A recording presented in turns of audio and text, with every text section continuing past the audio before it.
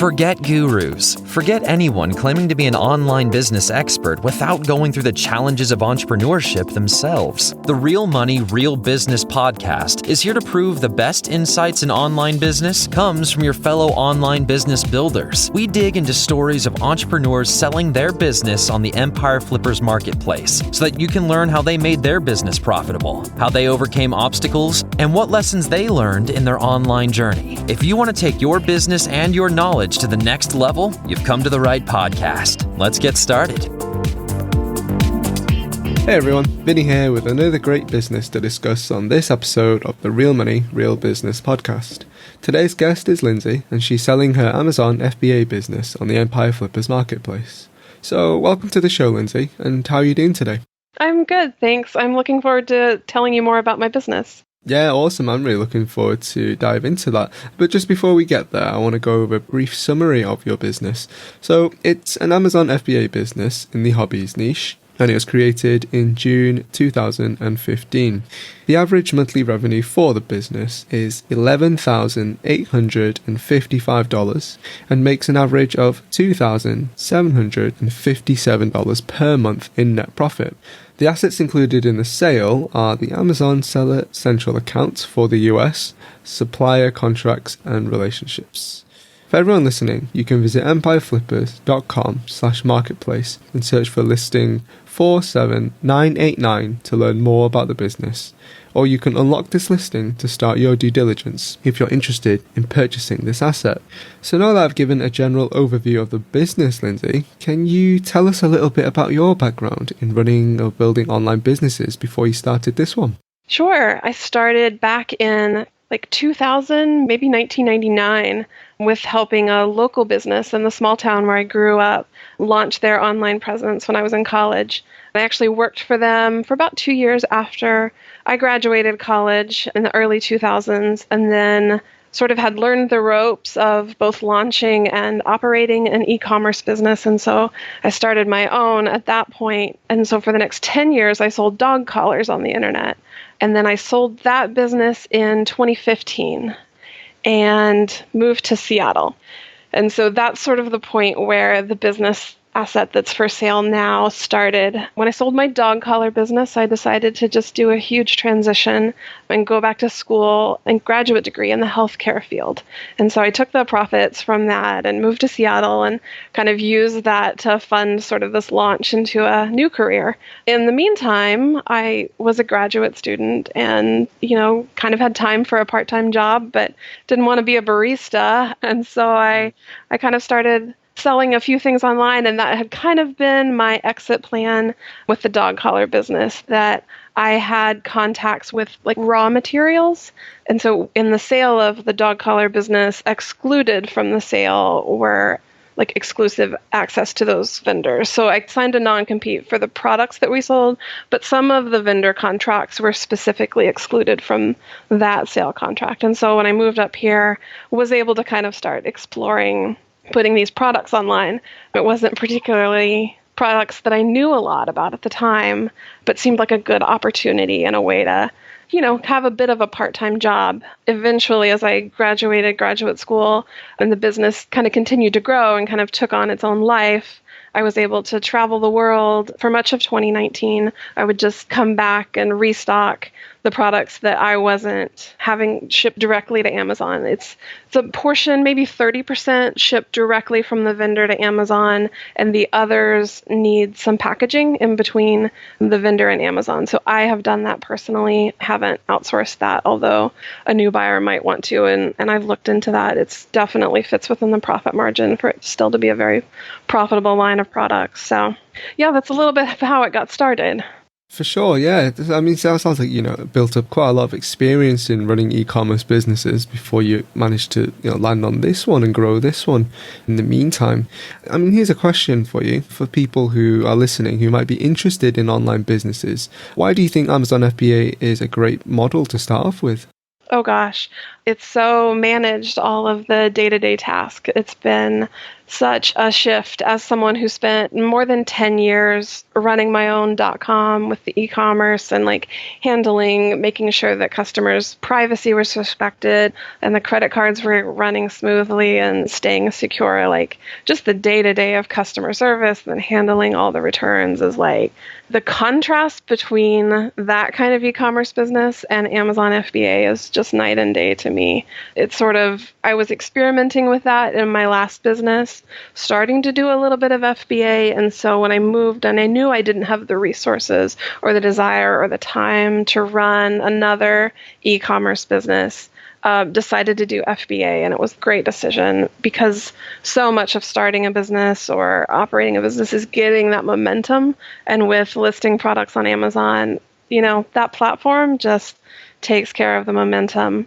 Really what has sort of snowballed with that business is that the getting the reviews on the products. So now that my Amazon FBA business has reviews on most of the products, like I'm really seeing an uptick in sales, and it's so nice to be able to not have to worry about all that day-to-day stuff.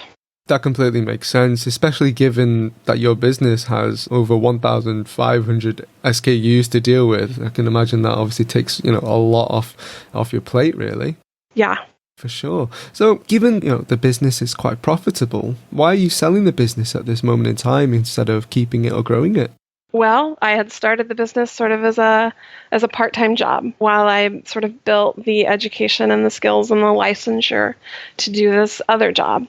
And so I've completed all that, have my license in the healthcare field, sort of took a little bit of time to travel last year, and now I really want to focus on my professional work in that area. Yeah, that completely makes sense. Looking back on your experience, Lindsay, so what advice would you give to our listeners that you wish you knew when you first started? Yeah, I think I wish I had known to use more third-party resources, sort of in addition to just me and Amazon FBA. I think there's so many companies out there that offer really valuable services, such as packaging, which I think if I was full-time and really invested in this project for the long term, I would have hired a firm to package the products. I think it would have enabled me to keep my inventory far more consistent, and I think it would have helped me grow a lot faster. Yeah, that's really solid advice, definitely. I just want to touch on the marketing side of things now. What do you currently do in terms of marketing for the business? I really don't. I focus on having a really good product, really good photographs within that product, and then sort of maintaining a really good listing and sort of cultivating good reviews in an organic way. And that's really all the marketing I've done. I know there's a lot of opportunities for growth in that area. I definitely would recommend that a buyer experiment with, advertising. But for me, it's kept at a stable pace to be the size of project that I wanted it to be. Right, okay, so it sounds like the majority of the traffic comes from organic search at the moment. Yeah, all of it. Right, fantastic. I just want to talk about opportunities for the buyers, as you were mentioning just there. If you were to keep the business, what are some ways that you would try to grow it? Oh gosh, definitely with focusing on consistent inventory levels. With as many SKUs as this business has, it can be challenging to keep them in stock. The vendor is certainly able to provide that stock. Amazon's able to receive it. And so it's just this middle piece that's me managing that inventory. And I think if it was someone's project that they wanted to put a full-time amount of time in for a while to get that stabilized, get a third party handling the packaging, that keeping inventory stable would be just a huge boost to income. I also think there's quite a bit of expansion I think some natural expansion will continue to happen as reviews come in for these products. With the exception of a few SKUs, they're all American-made products. And so one of the benefits of selling American-made stuff generally is that it's just so much higher quality. And so when people receive that product that, they're used to buying things online and maybe it not being as nice as it was in the pictures, generally the experience when people receive my product is, wow, this is so much better made than I thought. And so the reviews come in and they're like really good reviews. And that has really helped to grow sales, and I think will continue to expand.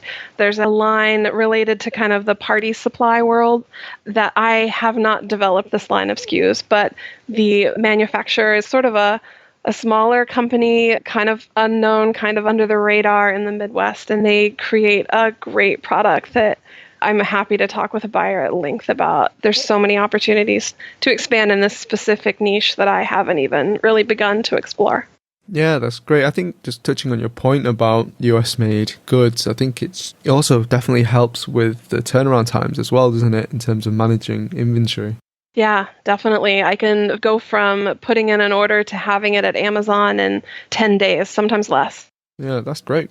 I just want to talk about the work that's required for the business. I think you touched on this earlier on. I'm hoping you can expand on this for me. Can you describe the amount and type of work that you do on this business for maintenance? Yeah, so right now I am handling the shipping or the packaging of products. The items that need to be packaged between the vendor and Amazon come to me. And so I'll receive a shipment usually about twice a month. Each shipment takes me generally about 8 hours to handle. So I range anywhere from, I think, a month where I'm traveling, I might only spend, 3-4 hours in the whole month managing the business. But if I'm here and I'm trying to stock up on products, I can spend, up to 20 hours a month. But most of my time is spent packaging products. And so I would advise any buyer to sort of experiment with what works for them in regards to packaging their own products or sending it on to a third-party packager so you don't even have to handle it. Sure. What skills or requirements are there for someone who's not familiar with the niche or this business model?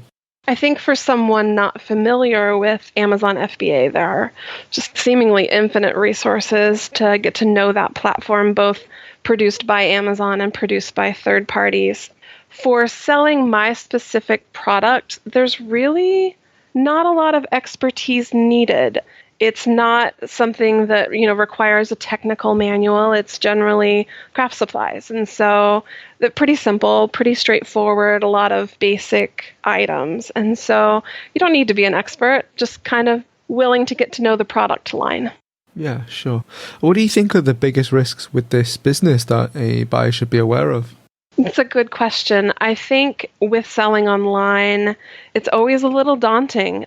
I think with Amazon FBA, I'm always a little concerned about trusting Amazon too much. Amazon has been good to me, been good to vendors in general with this capacity to reach this much wider audience.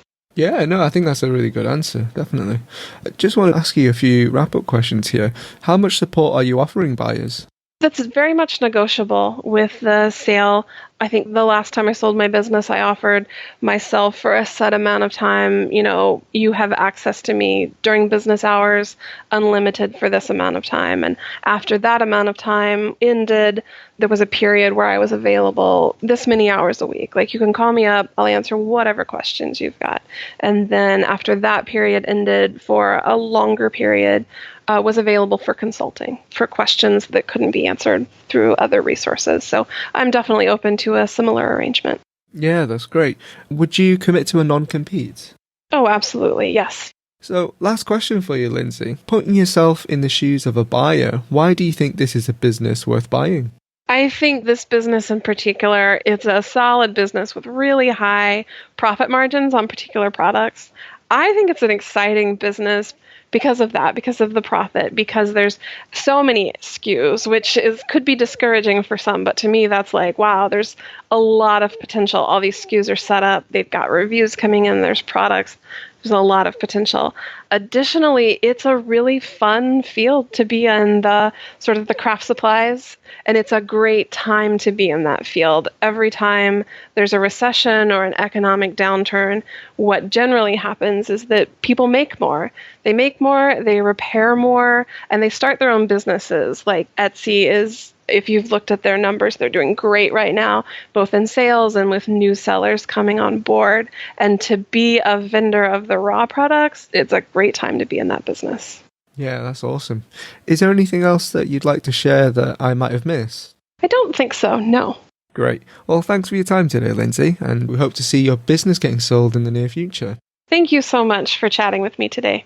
Alright everyone, thanks for listening.